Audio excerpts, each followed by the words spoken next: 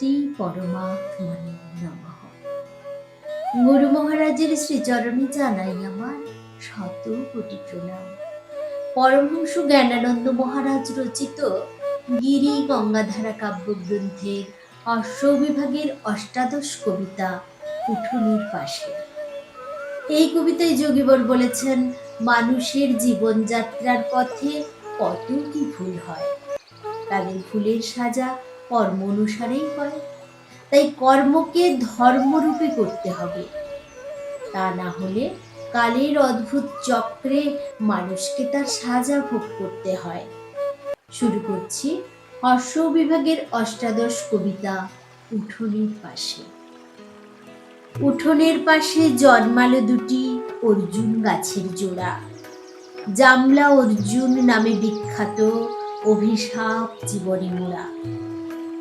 কর্মের গতি বড়ই গভীর, শাস্ত্রের এ উপদেশ, সাধু সাবধান সাধু সাবধান, প্রাচীনের এ আদেশ। গৌতম যায়া কর্মের ফলে পাষাণ হইয়া রয়, আজও সে কাহিনী রূপকথা রূপে কথা কার বলে যায়।